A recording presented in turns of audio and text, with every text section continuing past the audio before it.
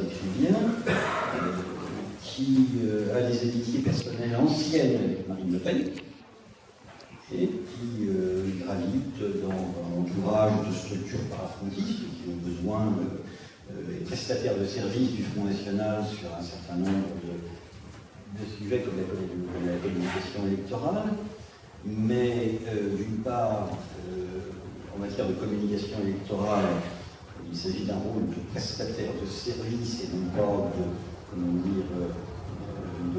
de spin doctor qui déterminerait la ligne politique. Il s'agit d'élaborer un graphisme, des supports de communication, de la vidéo. Et d'autre part, la ligne soralienne, qui effectivement tenté un certain nombre de gens au front entre 2000 et 2005, est quand même assez mal ressorti par les militants et par l'immense majorité. La défiance envers l'islam est tout de même quelque chose qui empêche qu'entre Marine Le Pen et Alain Soral, les choses soient comme clochard. D'abord, Marine Le Pen n'a plus aucun intérêt, elle n'a que des inconvénients à ce qu'Alain Soral revienne dans le jeu. Manifestement, son cas relève au mieux de la politique de marge et au pire, à mon avis, même très certainement le psychiatre ayant le courage de le prendre en main, mais je veux dire, Marine Le Pen aujourd'hui n'a aucun intérêt à voir revenir dans le jeu quelqu'un d'une fixation antisémite de plus en plus évidente et de plus en plus virulente. Par ailleurs, Soral avait proposé à Jean-Marie Le Pen, au moment de la présidentielle de 2007, d'élaborer un discours qui ferait venir vers le Front National l'électorat des jeunes d'origine immigrée, notamment des jeunes musulmans. Et ça a été un lit absolument effroyable. Et on n'a aucun signe, on est en train de travailler sur le sujet quelques années son heure, on n'a aucun signe au municipal de 2014 que les choses aient changé. Il y a en ce moment une mode dans les milieux extrême droite qui consiste à dire au municipal de 2014, nous avons gagné des combats dans les milieux musulmans, notamment à Marseille, notamment dans les cités, parce que opposition au mariage pour tous, parce que conservatisme moral, parce que pénétration des idées de Dieudonné, etc. Non, d'après les premières indications qu'on a, notamment sur Marseille, non. Le vote des Français musulmans reste très majoritairement ancré à gauche quand ils votent, puisque, notamment dans les quartiers nord de Marseille, le numéro 1 en termes de baromètre électoral, c'est l'abstention. Voilà, je rappelle quand même cette vérité première. Dieudonné et Soral présentent cette fameuse liste antisioniste aux élections européennes de 2009 dans la région Île-de-France, comptent faire un méga carton, font effectivement 10% des voix à Garges-les-Gonesse, 6% à Orly, parfois 6 ou 7% dans les villes de la banlieue parisienne. C'est un problème, c'est qu'il faut savoir 6% de combien. Or, par exemple, dans une ville comme Dugny, ou dans une ville comme Stein, c'était 6% avec un taux de participation de 20%. C'est-à-dire qu'il et au final, un petit peu plus de 1% des voix. Ça incite davantage à, passez-moi l'expression, remballer les Gaules et à terminer l'expérience qu'à donner à la ligne Soralo-Dieudoniste des commandes. Donc, à mon avis, c'est une alliance qui ne se fera pas. Le problème que pose les thématiques soraliennes,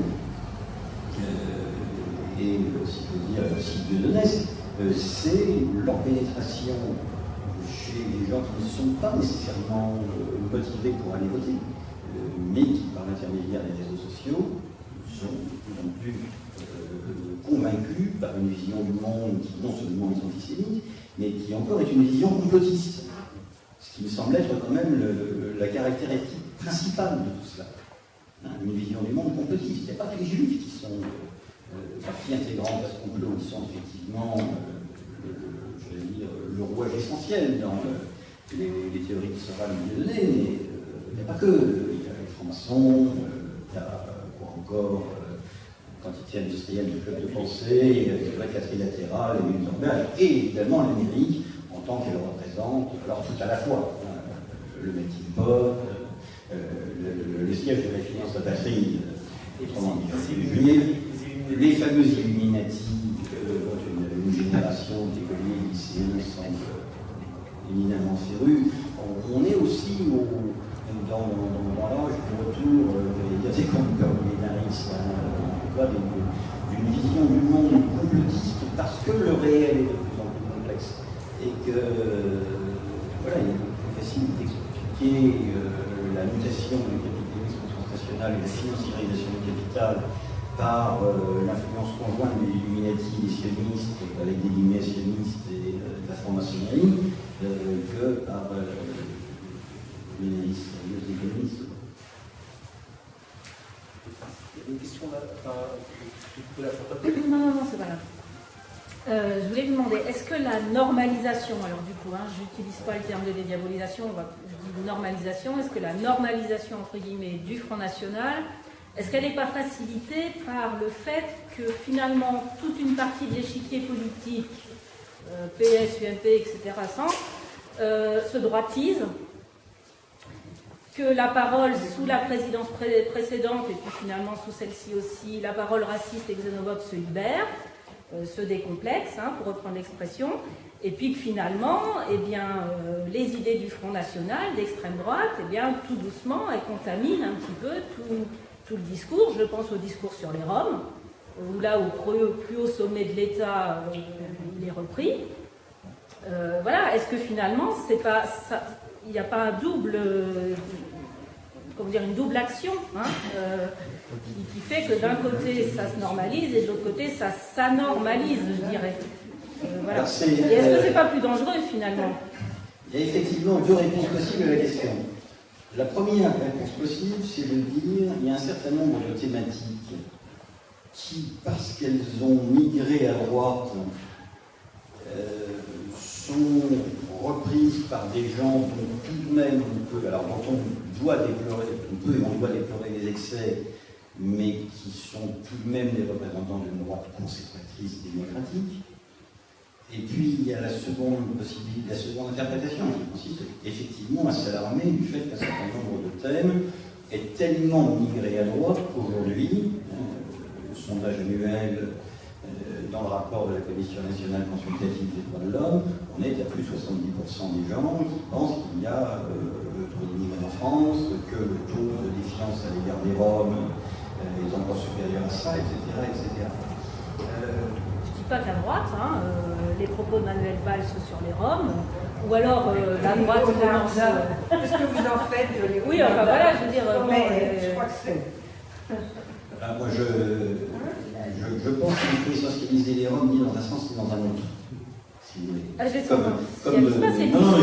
n'ai pas ça pour vous. Je n'ai pas ça pour vous. Il faut faire attention à avoir sur ces questions-là une réponse extrêmement précise, et notamment sur la question des Roms, ne pas partir du principe que les Roms sont comme ça un peuple suspendu en l'air, qui ne serait pas traversé non plus par les clivages de classe, qui ne serait pas traversé non plus par des spécificités des pays amis, par des histoires différentes, etc., etc. Donc les Roms ne sont ni un peuple,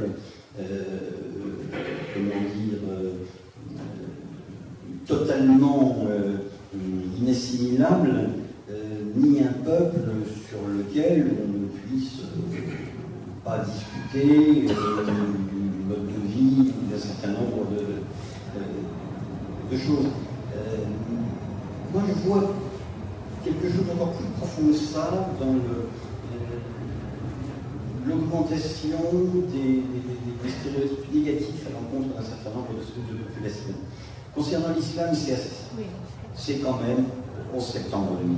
Il y a un avant 11 septembre, il y a un après 11 septembre. Les attentats ont lieu le 11 septembre 2001, moins d'un mois après, Philippe de Villiers tient l'université d'été, c'était à l'époque le mouvement pour la France, si je ne me trompe pas, à Grasse, et explique donc que l'islam c'est le fascisme même, etc. Pour ce qui est des Roms, c'est malheureusement le résultat assez automatique de gens qui tiennent un discours totalement contradictoire sur l'Union européenne. C'est-à-dire que d'un côté, l'UMP nous a effectivement expliqué qu'il fallait que l'Europe s'élargisse, qu'il fallait surtout que le principe de libre circulation des hommes et des marchandises soit respecté dans une Europe qui aille le plus loin possible, sauf en Turquie. Donc oui, effectivement, on intègre la Roumanie, on intègre la Bulgarie, on peut intégrer la Serbie, on intègre désormais la Croatie, mais en même temps, on ne fait rien pour forcer les gouvernements de ces pays à véritablement adopter des politiques structurelles qui feraient en sorte que les Roms de ces pays puissent tout simplement vivre là où ils vivent depuis le XIVe siècle. Donc si on reprend par exemple, c'est un exercice extrêmement intéressant, les rapports du Parlement européen sur l'état d'avancée des négociations d'adhésion des pays du train dit de 2004, donc des pays anciennement communistes. Alors on voit que c'est une sorte de panorama de l'ajustement de ces pays aux critères de l'Union européenne en termes institutionnels, de liberté publique, etc. Alors on vous explique d'abord, je les ai tous repris, c'est alors qu'en termes de réforme économique, eh bien, on avance résolument dans la bonne direction parce qu'on privatise. Les lois du marché sont désormais en vigueur, donc ça, c'est bien, c'est au standard. Je ne peux pas savoir à quel coup on privatise, mais on privatise, c'est bon, ils peuvent rentrer. Dans le domaine des libertés publiques, c'est pas terrible. C'est pas terrible, mais une fois qu'ils vont être rentrés dans l'Europe, ils vont naturellement s'y mettre à se mettre au but. Ouais, on ne comprend pas bien pourquoi. Et pour les Roms, c'est à peu près la même chose. Il existe effectivement un certain nombre de discriminations structurelles à l'égard des populations roms, voilà. Mais naturellement, la Commission et le Parlement ont exprimé leur grand souci de ce qui reste encore à faire, la mise au niveau qui reste nécessaire pour atteindre enfin les standards en vigueur, voilà. Et ça viendra. Ce problème, c'est que ça viendra. Est-ce qu'on est obligé de réagir alors comme ces pays qui ne viennent pas? Est-ce qu'on est obligé de les discriminer? Et pas en tant qu'Européens, parce qu'il y a une racialisation de la discrimination quand même. C'est très ambigu. C'est-à-dire qu'ils ne sont pas considérés comme des citoyens européens. Ils sont pourtant des citoyens européens. Ah ben ça, je le sais bien. Mais le discours n'est pas... C'est pas le discours du plombier polonais. Non, c'est autre chose. C'est un problème très spécifique au Rome. C'est justement. Très spécifique au Rome, qui est tout de même étonnant. En Europe, qui concentre des stéréotypes négatifs provenant de sources extrêmement différentes, dont la caractéristique principale d'être soi-disant un peuple nomade. Mais les Roms ne sont pas un peuple nomade, c'est une nécessité absolue. Nous avons à Paris une communauté de Roms originaires de Roumanie, qui sont originaires d'une petite ville constituée à 200 km de Bucarest, qui s'appelle Buzău, qui est une préfecture, chef-lieu de Iudeș, la préfecture de Buzău. Ces gens vivent sur place depuis le XIVe siècle. Donc ce sont ils vivent de manière fixe. Ils vivent dans les mêmes villes. Ils ne passent pas leur temps à faire le tour d'Europe. Voilà, ils sont à Buzău depuis le XIVe siècle. Comme les Juifs orthodoxes. Comme les Juifs orthodoxes. Oui, tout à fait. Voilà. Mais excusez-moi, parce que la question de ma voisine ne portait pas sur ce que vous êtes en train de répondre. Elle portait sur le fait que tout à l'heure, vous avez, quand vous parliez de l'extension des idées racistes ou xénophobes ou autres, vous ne parliez que des partis de droite. Or, si on a évoqué Manuel Valls, et je rappelle que ce n'est pas seulement celui qui a dit qu'en gros, les Roms, il fallait qu'ils rentrent chez eux parce qu'ils ne sont pas intégrables, les 20 000 Roms, Roumains et Bulgares, hein, il disait, voilà. Mais, vous le savez aussi, quand il était maire de sa ville, il fallait qu'on mette du blancos, du white, parce qu'il y avait un peu trop de commerçants maghrébins et turcs, etc., chez lui. Donc, et Manuel Valls, à gauche, n'est pas le seul à dire des choses pareilles. Et il y a de grands intellectuels, comme un qui vient de rentrer à l'Académie française aussi, qui trouvait l'équipe de France black, black, black, que je sache, M. Finkielkraut se réclame aussi d'une gauche socialisante, vaguement, etc. Et il y en a d'autres. Donc la question qu'on posait, c'est celle-ci. C'est la contamination, y compris à gauche, par le discours xénophobe, raciste, etc. C'est le discours sur les Roms, en fait, hein. C'est pas les Roms, en fait. Je ne suis pas certain que ce soit une contamination. Il faut admettre que dans l'histoire des gauches européennes, et notamment dans l'histoire des gauches des années 1880-1900, il y a eu effectivement,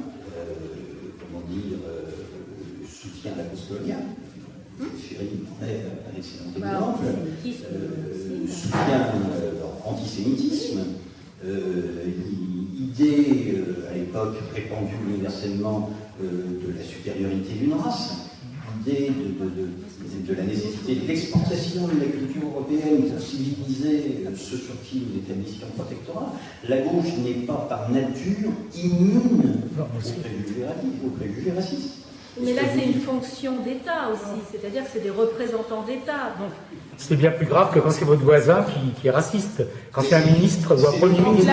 C'est d'autant plus grave que les gauches d'Europe centrale et orientale, quand elles ont été au pouvoir, parce qu'elles ont été, en Hongrie, n'ont pas mis fin non plus à ces discriminations. Il y a eu quelques progrès en Slovaquie, en Hongrie, avec le gouvernement Gyurcsány, mais le problème n'est pas résolu, parce que le taux là, de préjugés à l'égard des Roms dans ces pays est-ce que c'est l'Europe qui doit justement imposer des... Est-ce que c'est la Roumanie, est-ce que c'est l'Europe, ou les deux, pour justement réguler un peu mieux ce qui se passe?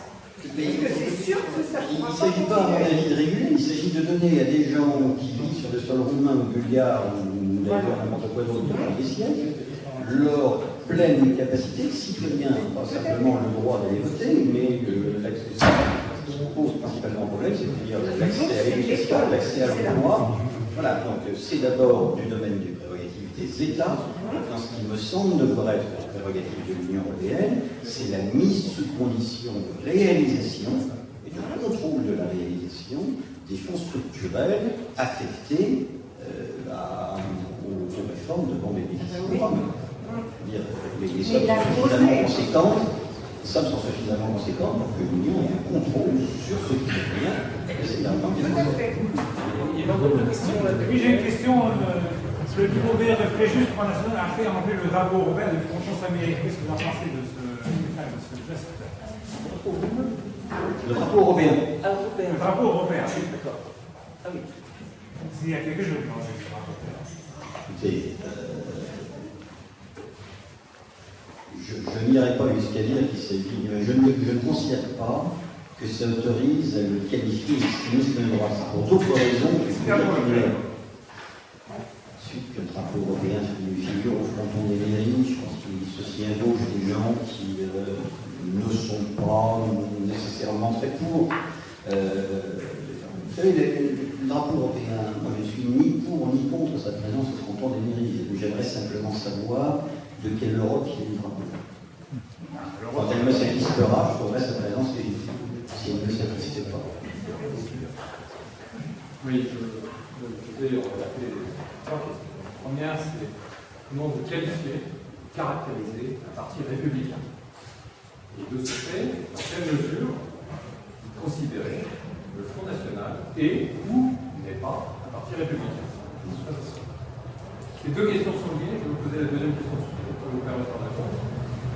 Sur le plan de la transformation proprement dite du Front National, je regarde que votre exposé est trouvé à la fois très nuancé, très analytique et bien vu ce qui se passe au Front National.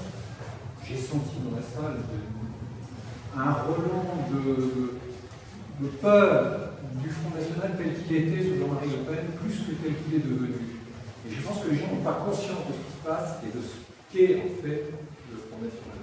D'où ma deuxième question. D'abord, avec une petite précision, c'est pas 20% dans les nouveaux sondages. Le dernier sondage, celui du CSA de la semaine dernière, c'est 25 à 26% d'intention de vote qui sont européennes. Donc, revenons sur la question. La dernière question, excusez-moi, qui est un peu longue, c'est dans quelle mesure, en fait, le Front National n'est pas en train, par sa couleur sociale souverainiste, de devenir un vrai parti fasciste. Contrairement à ce que vous disiez tout à l'heure. Alors, doivent être considérés comme des partis républicains, au sens légal du terme, toutes les formations qui cherchent à conquérir le pouvoir par la voie démocratique en participant au processus électoral. De ce point de vue, le Front National est un parti républicain. C'est un parti républicain dans la mesure où il n'est pas un parti monarchiste, dans la mesure, c'est une évidence, dans la mesure où il ne dit pas qu'il souhaite prendre le pouvoir par le coup de force, dans la mesure où il présente des candidats aux élections et qu'il les présente parce qu'il est un parti légal. Il y a eu en 1999 une commission d'enquête parlementaire sur l'histoire du Front National. Un certain nombre de parlementaires, notamment de gauche, avaient à l'époque envisagé l'hypothèse d'une dissolution du Front National. Le Front National n'a pas été dissous, il a plus besoin de la former. Pour être un parti légal en France, il faut être un parti républicain. Maintenant, la République, ça recouvre bien des choses. Ça recouvre la République de Louis-Napoléon Bonaparte, celle de Boulanger, celle des Ligues, celle de Jean Jaurès, celle du général de Gaulle. Donc, la République n'est pas univoque.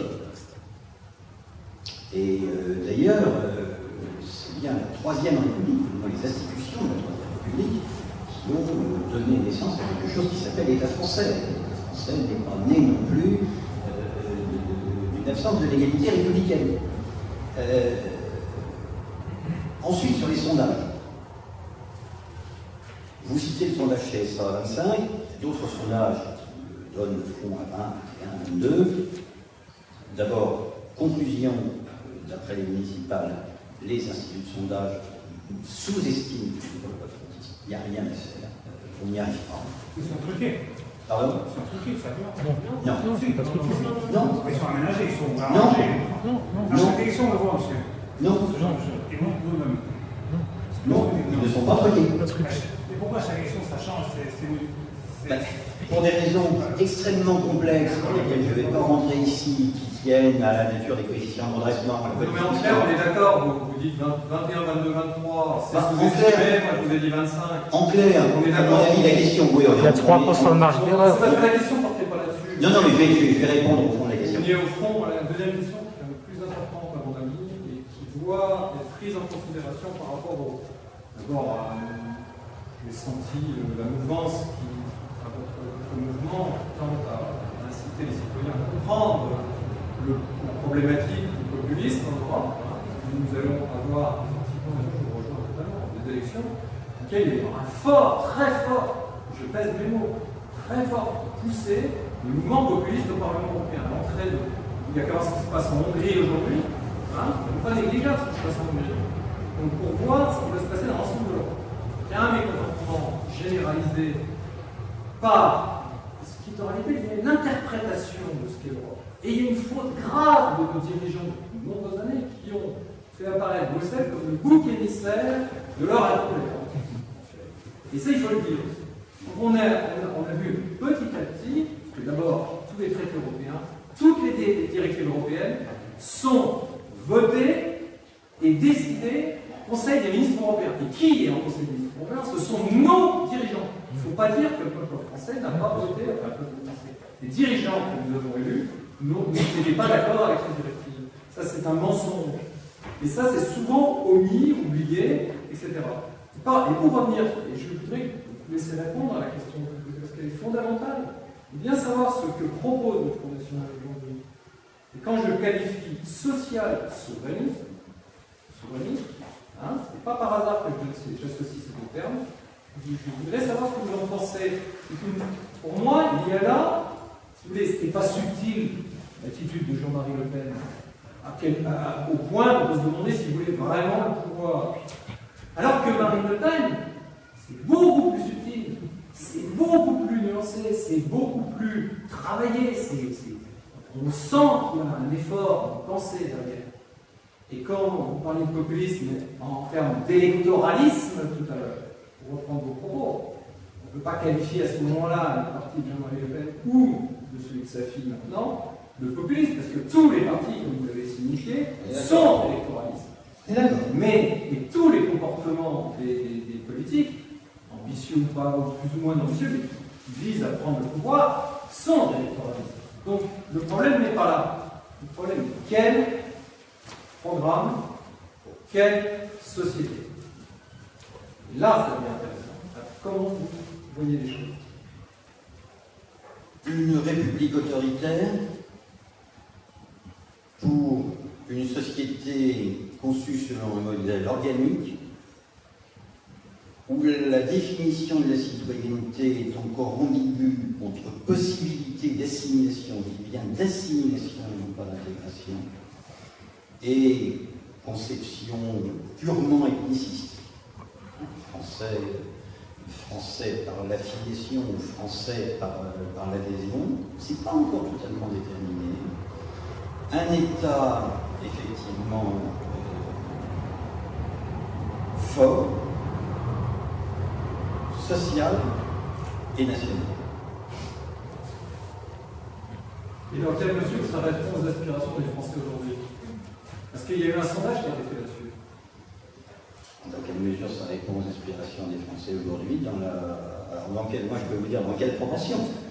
Ça, c'est le résultat des sondages et des votes qui le déterminent. Dans quelle mesure c'est extrêmement subjectif.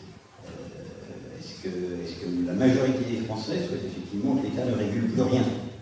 Est-ce que la majorité des Français souhaite que l'ensemble de la société soit soumise à la seule logique de la marchandisation